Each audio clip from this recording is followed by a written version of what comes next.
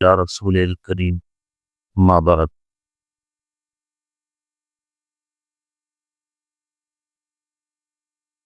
اللہ رب العزت کی جتنی عظمت ہے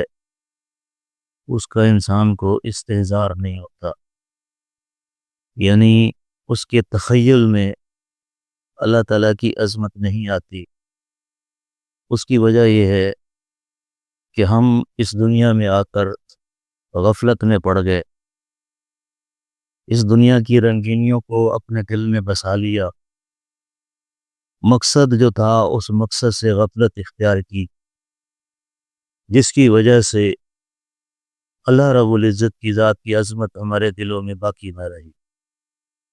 تو جب کسی چیز کی عظمت نہیں رہتی، اہمیت نہیں رہتی، تو اس کے حکموں پر عمل کرنا بھی انسان اس کی طرف توجہ نہیں کرتا، جبکہ حقیقت یہ ہے کہ جہاں اللہ رب العزت کی عظمت دل میں بسانی ضروری ہے، تو اس کے ساتھ ساتھ انسان کو اپنی عاجزی بھی مد نظر رکھنی چاہیے کہ انسان اتنا زیادہ عاجز ہے کہ ہمارے بس میں حقیقت میں کچھ بھی نہیں۔ اللہ تعالیٰ ہمیں وجود نہ بخشتے تو اس دنیا کے رنگ و بو کے اندر کیا کچھ اللہ نے رکھا ہوا ہے ہم اسے دیکھ بھی نہ پاتے۔ اللہ رب العزت کا سب سے بڑا احسان تو ہمارے اوپر یہ ہوا کہ اللہ تعالیٰ نے مجھے آپ کو وجود عطا فرمایا، اور صرف وجود نہیں عطا فرمایا بلکہ اس کائنات میں اللہ تعالیٰ نے جو کچھ بنایا ہے اس کے اندر سب سے اعلیٰ جو عرفہ چیز بنائی ہے وہ میں اور آپ انسان ہیں۔ اللہ رب العزت نے جو کل کائنات میں اتنا کچھ رکھ دیا کہ انسان اس کو ڈھونڈ ڈھونڈ کے تھکے کھڑا ہے، کہیں جوہر ہے، کہیں جسم ہے، کہیں نباتات ہیں، پھر حیوانات ہیں، پھر حیوانات کے اندر کروڑ ہا کروڑ نسلیں اللہ نے پیدا فرما دی،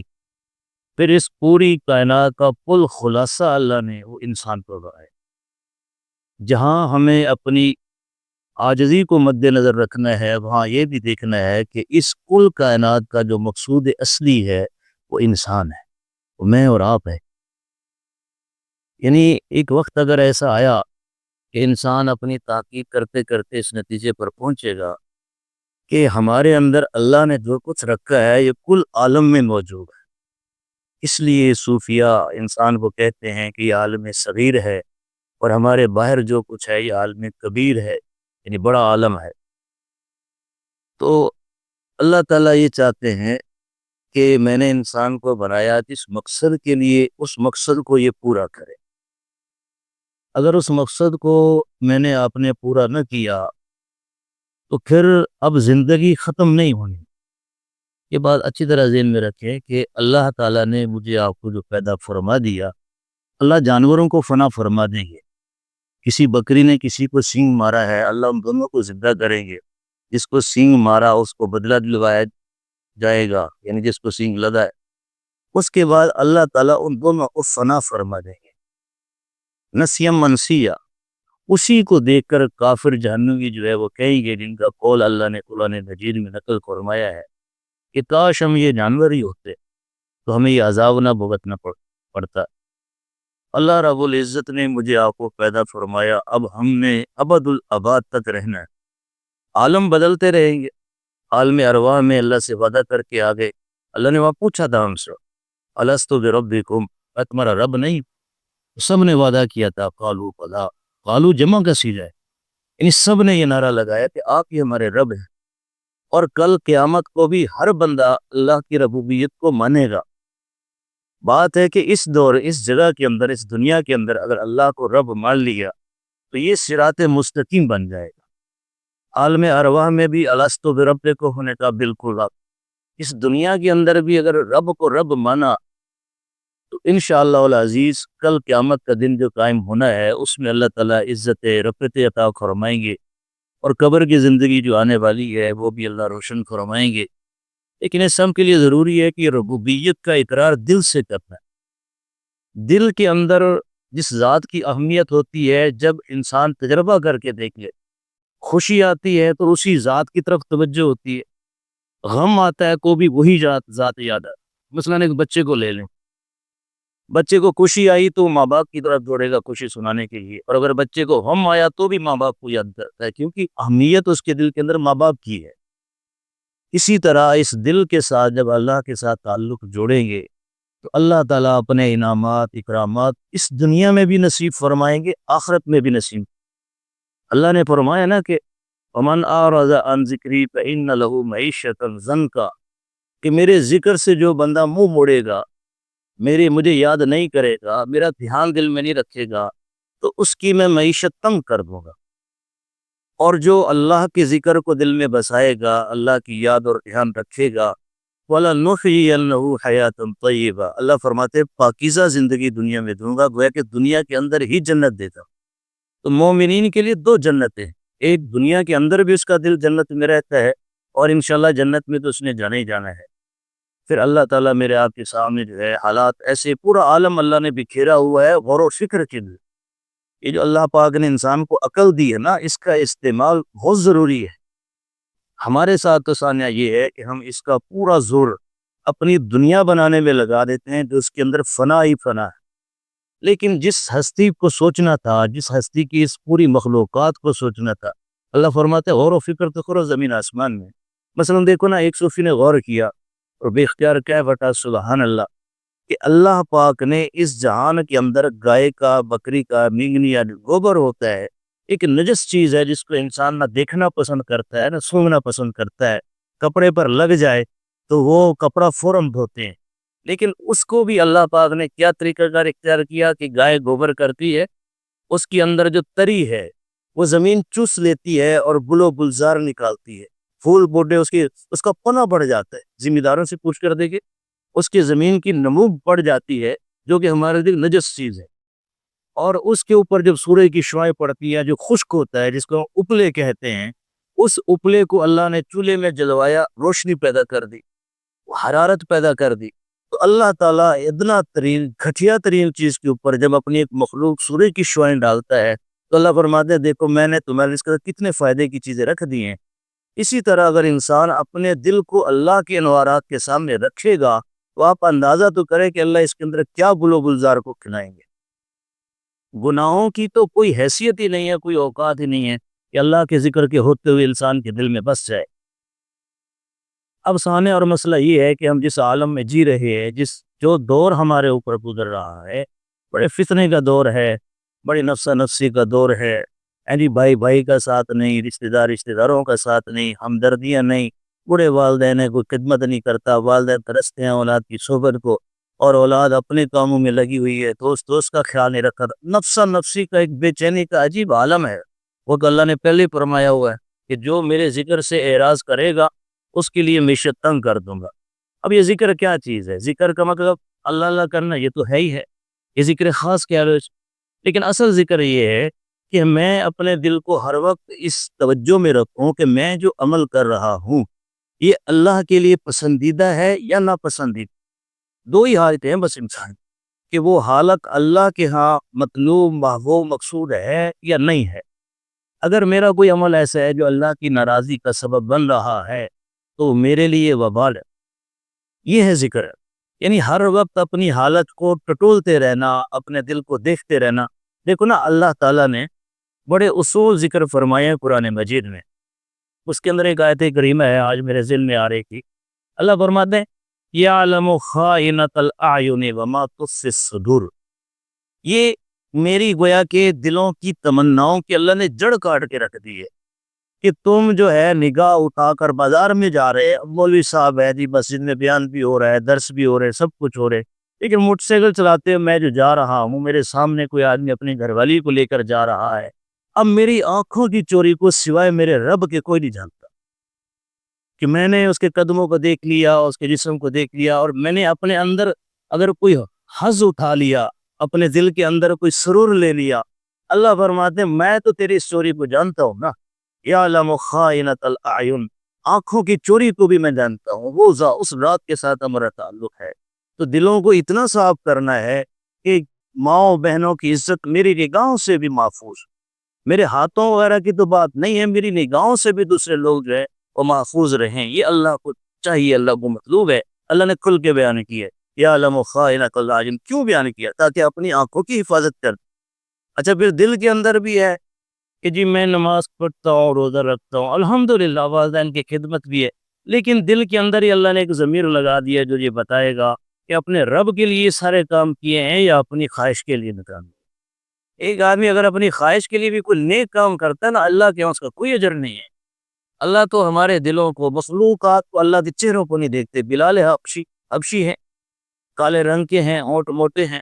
لیکن دل اتنا صاف کیا اپنے رب کے لیے کہ پھر اللہ نے نبی کے ذریعے ہمیں یہ پیغام بھجوایا ہے کہ میرے محبوب کا یہ جو غلام ہے یہ چلتا زمین پر ہے لیکن اس کے قدموں کی چاپ جنت نے سنائی دیتی۔ اللہ کے ہاں جو ہے وہ دل،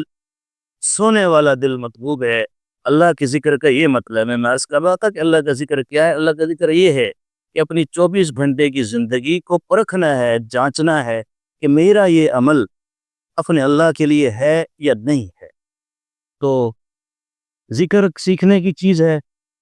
اسی سلسلے میں میں اور آپ اکٹھے ہوتے ہیں ہر جمعے کہ یہ مذاکرہ ہو جائے، یہ مذاکرہ ضروری ہے، بار بار اللہ کا نام لیا جائے۔ ہمارے تعلیمی دور میں کہا جاتا ہے اذا تقرر فی القلب، کہ جب کسی بات کا تکرار ہوتا ہے تو پھر دل میں قرار بھی پکڑتی ہے۔ اس لیے جب اللہ کا نام لیتے جائیں گے، دیتے جائیں گے، آپ اس کو بالکل ایسے سمجھیں کہ آپ کو کسی نے کہا کہ زمین کے اندر کنواں کھودو، پانی نکالو، تو آپ جب ظاہر ہے کنواں کھودتے ہیں تو فوراً پانی نہیں نکل آتا، پہلے مٹی نکلتی ہے، پھر ریت نکلتی ہے، پھر ذرا اور نرم ریت نکلتی ہے، اس کے بعد اچانک پانی پھوٹ پڑتا ہے، نیچے سے چشمہ نکل آتا ہے۔ یہی حال بالکل اللہ کا ذکر کرنے کا ہے کہ جب اللہ کا نام دل کو سکھائیں گے، دل کو بار بار توجہ کریں گے تو شروع میں خیالات آتے ہیں، کوئی بات نہیں، اللہ نے اس پر پکڑ نہیں فرمائی، ان کو جھٹک دیں، پھر اللہ کا ذکر کریں، پھر کریں۔ ایک وقت آئے گا کہ جب اللہ کا ذکر آپ کر رہے ہیں صحیح طریقے کے ساتھ اور آپ سے غلطی ہو جاتی ہے، غلطی ہوتی ہے۔ حضور نبی کریم صلی اللہ علیہ وسلم کی ایک حدیث مجھے یاد آ گئی، آپ نے فرمایا ان کل بنی آدم خطاؤن، سارے بنی آدم غلطیاں کرتے ہیں، گناہ کرتے ہیں، وخیر الخطائین التوابون، لیکن بہترین غلطی کرنے والا وہ ہے جو توبہ کر لیتا ہے۔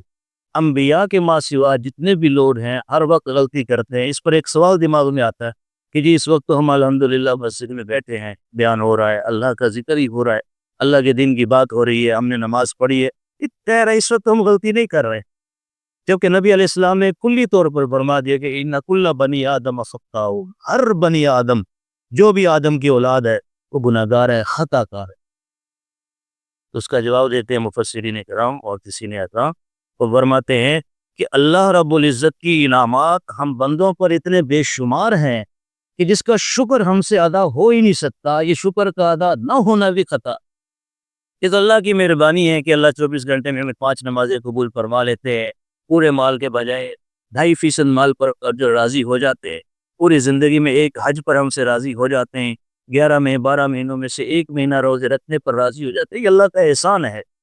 ورنہ وہی بات ہے، اس لیے فرماتے ہیں صوفیہ کہ نماز بندہ جب پڑھے، اللہ اکبر کرے، تو یوں سمجھے کہ مجھ سے تو غلطیاں بے شمار ہو رہی ہیں، میری نماز اس قابل ہی نہیں ہے کہ اللہ کے حضور پیش ہو سکے، لیکن وہ غفار الرحیم ہے جس نے اپنی پہلی صفت یہ بیان فرمائی ہے کہ بسم اللہ الرحمن الرحیم، کہ اس اللہ کے نام سے میں شروع کرتا ہوں جو رحمان اور رحیم ہے۔ بس جس ذات کے ساتھ تعلق ہے وہ ہم سے زیادہ جانتا ہے، وہ ہم سے جتنا مطلوب اس نے رکھا ہے اتنا ہی ہم پیش کر دیں تو انشاءاللہ دنیا میں بھی اور آخرت میں بھی کامیابی ہی کامیابی ہے۔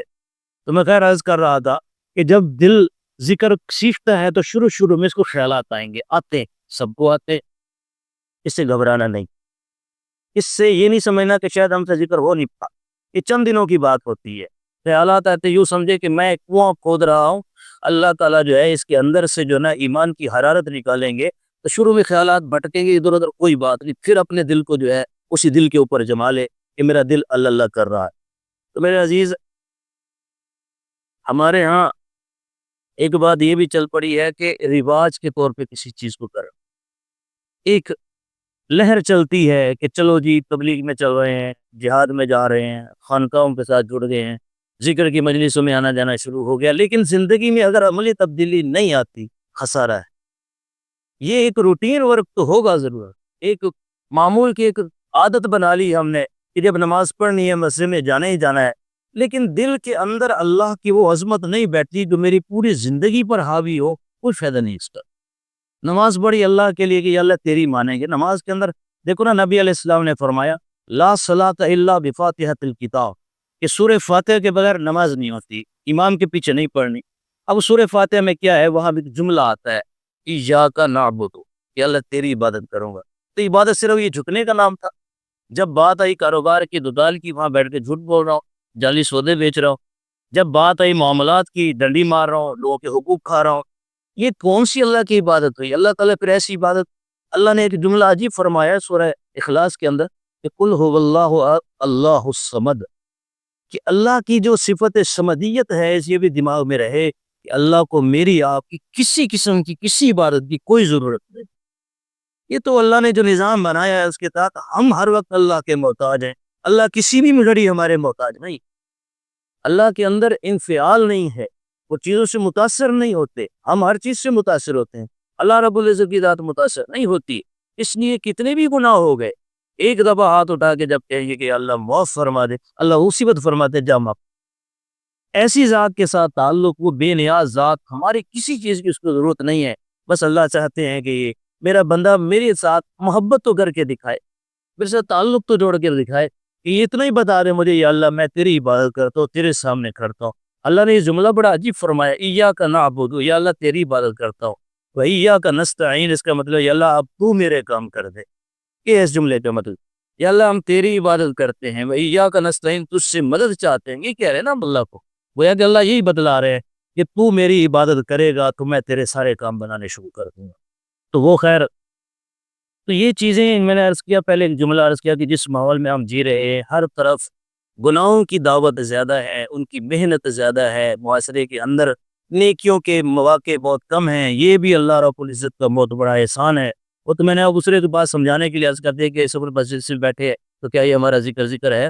تو یہ اللہ کا بہت بڑا احسان ہے کہ اس گئے گزرے دور کے اندر بھی اللہ تعالیٰ اپنا نام لینے کی توفیق نصیب فرماتے ہیں اور اپنا نام سننے کی توفیق نصیب فرماتے ہیں۔ یقین کرے جب آنکھ بند ہوگی تو اس کی قدر و قیمت کا اس وقت احساس ہوگا، اور آنکھ بند ہونی ہے۔ اس آپ تینوں عالموں کو اپنے سامنے رکھا کرے، عالم ارواح گزار کر آ گئے، ماں کے پیٹ کی زندگی گزار لی ہم نے، یہ زندگی گزر رہی ہے، اس کے بعد قبر کی زندگی گزارنی ہے اور آخرت کی زندگی گزارنی ہے، اور فنا کبھی نہیں، ہمیں کبھی بھی فنا نہیں ہے۔ اس کے بعد اللہ تعالیٰ ابد الآباد کے اندر آباد کے لیے ہمیں بھی اپنے ساتھ ہی رکھیں گے اللہ کے اپنے احسان کی وجہ سے۔ تو کیوں نہ اس زندگی کو اختیار کیا جائے جو میرے آپ کے لیے خوشی کی، راحت کی زندگی ہو۔ جنت نام ہے خوشیوں کا، جنت نام ہے اپنی خواہشات آرزوؤں کو پورا کرنے کا، ایک اعلیٰ قسم کی انتہائی، جس میں ایسی جوانی جس کو فنا نہیں، ایسی زندگی جس کو موت نہیں، اور جنت میں آپ کو معلوم ہوگا نیند بھی نہیں ہے، کیونکہ نیند نام ہے موت کی بہن ہے نیند۔ تو جب اللہ نے موت کو ختم فرما دیا تو نیند کو ختم فرما دیا، تھکن ہوگی نہیں۔ جب تھکن کی وجہ سے انسان سوتا ہے نا تو جنت میں کوئی نیند نہیں۔ تو ایسی زندگی کی طرف جانے کے لیے جس ذات اقدس کے نام سیکھنے کی ضرورت ہے،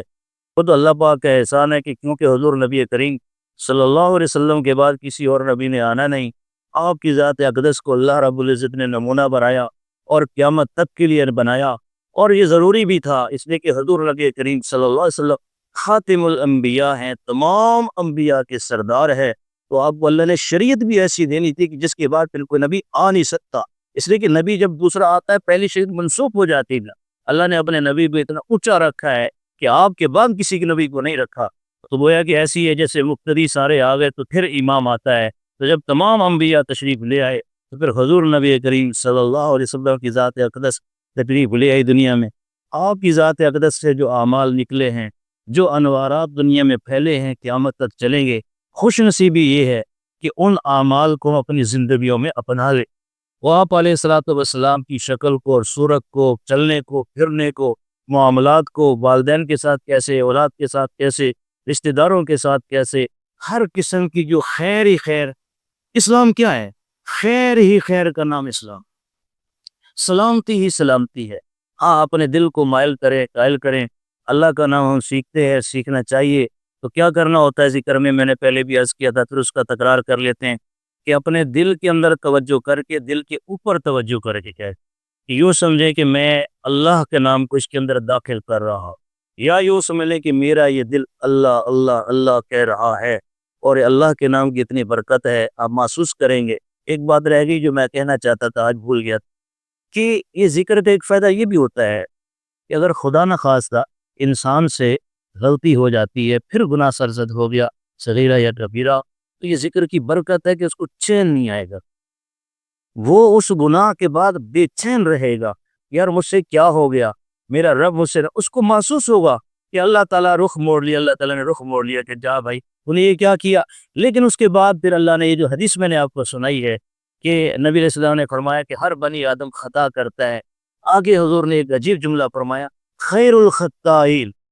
یعنی خطا کرنے والوں میں سے سب سے بہتر وہ ہے التوابون، جو توبہ کر لے، بار بار توبہ کر لے، بار بار توبہ کر لے، جس ذات سے تعلق ہے اس کے، اس سے کوئی وہ نہیں ہے، تاثر نہیں ہے اللہ کی ذات میں کہ 10,000 دفعہ گناہ کر کے ہر دفعہ معافی مانگتے، کہ معافی مانگنی ہے۔ یہ ذکر کے بعد انشاءاللہ العزیز آپ محسوس کریں گے کہ انسان سے کوئی بات حرکت ہوتی ہے، انسان پھر محسوس کرتا ہے، بے چینی لگ جاتی ہے اس کو، یہ بے چینی کا لگنا مبارک، یہ گویا کہ آپ کے ذکر کے اثرات شروع ہو چکے، آپ اس منزل پر، اس راستے پر چڑھ گئے جو مقصود تک انشاءاللہ پہنچا دے گی، اور مرتے دم تک اس کا ورد رکھنا ہے۔ اللہ کی وہ ذات ہے، دیکھو نا، ہم سب آپ یہاں بیٹھے ہوئے ہیں، لیکن اس وقت بھی میں اپنی روح کے اعتبار سے، اپنی ذات کے اعتبار سے اکیلا ہوں۔ آپ کو میرے اندر کی خوشی یا میرے اندر کا غم میں آپ کو نہ بتا سکتا ہوں، نہ محسوس کروا سکتا ہوں۔ بالکل اب میرے سامنے جو آپ بیٹھے، مجھے نہیں پتا آپ میں سے ہر دل کا دل خوش ہے یا غم ہے، خوش ہے تو کس درجے کا، غم ہے تو کس درجے کا، اس لیے کہ اللہ نے روح کو رکھا ہی اپنے لیے، یہ اس کو اللہ کے ساتھ جوڑ تعلق ہے، تو اس لیے تنہائی میں بھی اللہ رب العزت کو یاد کیا کریں، اللہ کے سامنے آنسو بہایا کریں۔ اللہ فرماتے ہیں کہ دو آنسو اللہ کو بہت پسند ہے، دو دم ول کے اللہ کو بہت پسند ہے۔ ایک جس کو آنسو کہتے ہیں کہ آنکھ سے نکلا بھی نہیں، آپ کے اندر صرف وہ تیر گیا، اللہ کو بڑا محبوب ہے، اور ایک وہ خون کا قطرہ جو مجاہد اللہ کے راستے میں میدان جہاد میں گراتا ہے۔ تو اس ذات کے ساتھ ہمارا تعلق ہے، کارساز وہی ہے، سب کچھ اس کے ہاتھ قبضہ قدرت میں ہے، تو اس کے ساتھ تعلق کو جوڑیں، اللہ رب العزت میرے دنیا کے معاملات بھی ٹھیک کر دیں گے، اور میرے قبر آخرت کے معاملات کو بھی انشاءاللہ ٹھیک کریں گے۔ تو کچھ دیر کے لیے اللہ کا نام لیں گے، اللہ کا ذکر کریں گے۔ ذکر کا طریقہ وہی ہے کہ دل کے اوپر بھرپور توجہ ڈالنی ہے، آپ نے پوری زور سے، خیال ادھر بھٹکا اس کو واپس، پھر ادھر بھٹکا واپس لے آؤ، تو یوں سمجھو کہ دل کر رہا ہے اللہ اللہ اللہ اللہ، اور تیز رفتاری کے ساتھ۔ بسا اوقات ایسے ہوتا ہے کہ سانس کے ساتھ اللہ کا لفظ جڑ جاتا، جیسے اللہ اللہ اللہ، یہ ہے، یہ بھی ذکر ہے، لیکن اس کا درجہ بعد میں آتا ہے۔ سب سے پہلے یہ ہے تیز رفتاری کے ساتھ دل کو یوں کہ مائل کرنا ہے کہ تو اللہ اللہ کر رہا ہے، اور مانوی طور پر، دماغی طور پر محسوس کرنا ہے کہ میرے کان سن رہے ہیں۔ انشاءاللہ العزیز، انشاءاللہ العزیز، اگر آپ اس کو زندگی کا معمول بنائیں کہ یہ ذکر روز کرنا ہے، 24 گھنٹے میں ایک دفعہ تو ہر حال میں کریں، 5 منٹ کریں، 2 منٹ کریں، 3 منٹ کریں، ہر نماز کے بعد ہلکا سا سر جھکایا، اللہ اللہ کر لیا، چھوڑ دو، دل نہیں لگ رہا، صوفیہ فرماتے ہیں چھوڑ دو، اگلے دن کر لو، جب طبیعت میں انشراح ہے پھر کر لے، آپ تلاوت کر رہے ہیں، دل نہیں لگ رہا، بند کر دو، کچھ دیر بعد، 2 گھنٹے بعد، 3 گھنٹے بعد، اگلے دن جب دل مائل ہو پھر پڑھنا شروع کر دو۔ تو یہ تو چیز ہمیں اپنی زندگی میں بھی دیکھتے ہیں کہ بسا اوقات انسان کو کھانے کو جی نہیں چاہ رہا ہوتا، دوسرے وقت میں کھا لیتے ہیں۔ تو اس طرح اللہ کا ذکر ہے، نہیں دل کر رہا، آپ نے مایوس نہیں ہونا،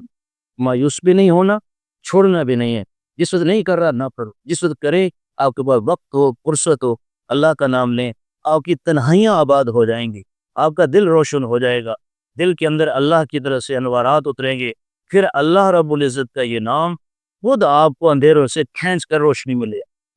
ہم نے صرف اپنے دل کو مائل کرنا ہے کہ میرا دل اللہ اللہ اللہ کر رہا، تو تھوڑی دیر کے لیے انشاءاللہ ذکر کریں گے، اللہ تعالیٰ اس میں برکت ڈالیں۔ پوری توجہ پہلے رکھنی ہے کہ یوں سمجھیں کہ بیت اللہ سے جو ہے اللہ کی طرف سے نور آ رہا ہے، حضور نبی کریم صلی اللہ علیہ وسلم کے سینے اقدس سے ہوتا ہوا، تمام اولیاء کے سلسلوں سے ہوتا ہوا، سینوں سے ہوتا ہوا، یہ خیال صرف ایک لمحے کے لیے کرنا ہے شروع کرتے وقت، بعد میں آپ نے کچھ بھی نہیں سوچا، حتیٰ کہ اللہ رب العزت کی جو صفات ہے، وہ قادر ہے، خالق ہے، وہ بھی نہیں سوچنا، صرف لفظ اللہ لکھا ہوا ہے، ایسے اردو کے اندر ہم لکھتے ہیں الف لا، اور پھر آخر میں ہاں، یہ لفظ اللہ کے اوپر توجہ پوری رکھنی ہے کہ یہ لفظ اللہ کا میرے دل میں اتر رہا ہے، اور میرا دل اللہ اللہ کر رہا ہے۔